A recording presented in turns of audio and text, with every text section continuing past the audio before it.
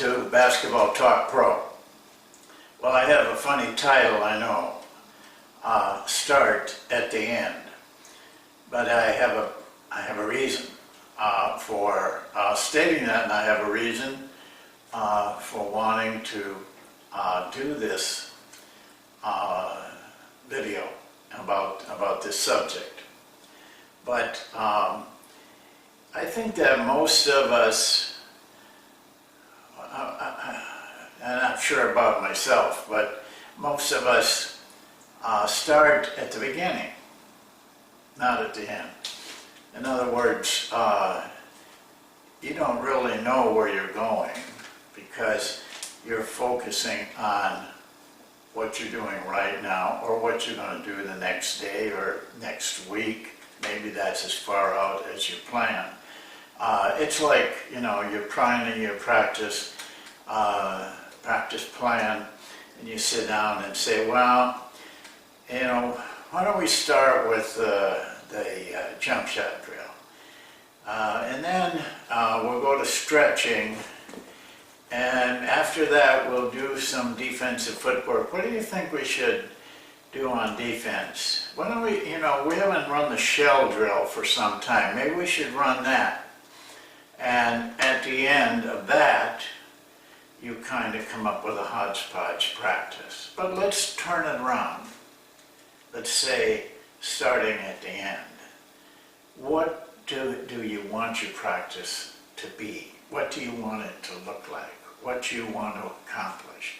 If you think very deeply on this, and honestly, truthfully, what's going to happen to you is seeing at the end of that practice what you want is, first of all, it's going to give you a purpose. You will establish a purpose for that practice because you're not looking at the steps to it. You're looking at what you want to achieve. It makes the steps towards that achievement more meaningful and more watchful. Try it. You'll see. You need to see that end.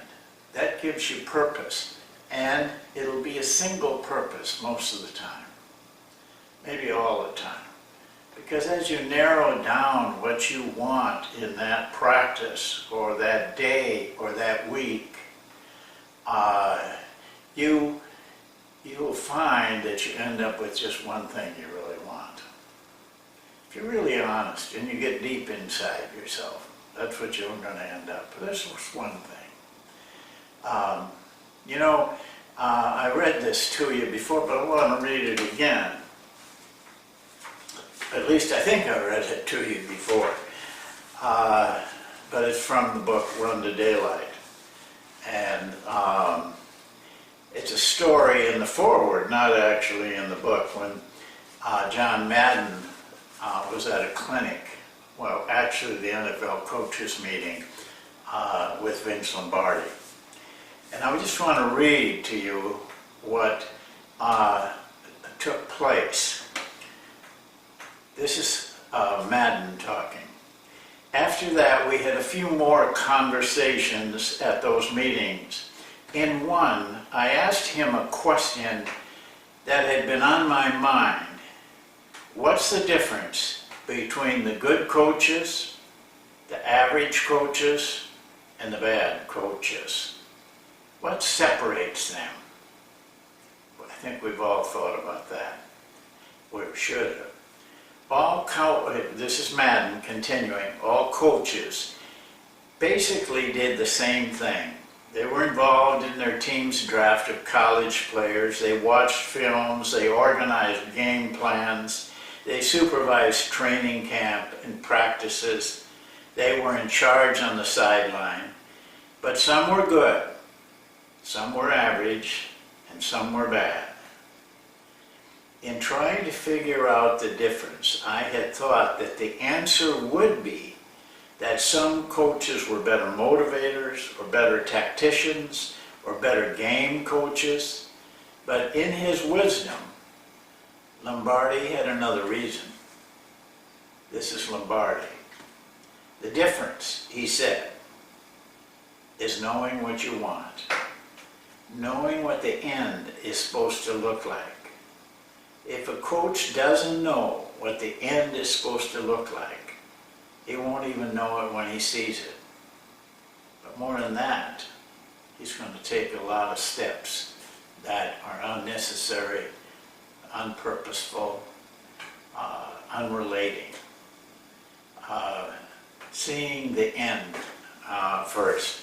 You know, I read a biography of Michael Jordan some time ago.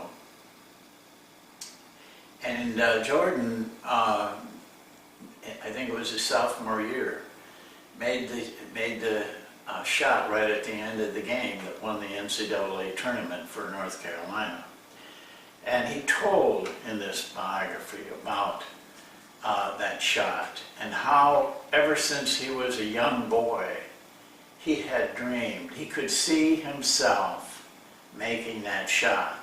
Even on the bus to the game, while the other guys were doing their things, he was looking out the window. But in his mind, he was seeing himself make the final shot and win the NCAA tournament. Well, he did. That night he made, right at the end of the game, he made the game that won with the shot that won the game for North Carolina. But I had a similar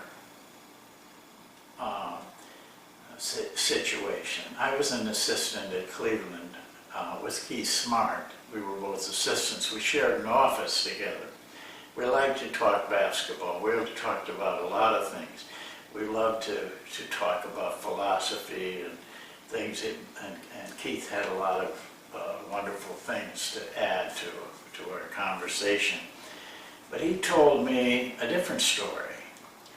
When he was a very young boy in Baton Rouge, Louisiana, I can't remember if it was a bicycle accident or a car accident, but he was literally crippled, broken out, 2 arms, and it was bad. He was immobilized in his bed for a long, long time. Well, he told me that when he was laying there with nothing else he could do, because he couldn't raise his arms, he couldn't move, day after day, week after week, he began to put together a dream.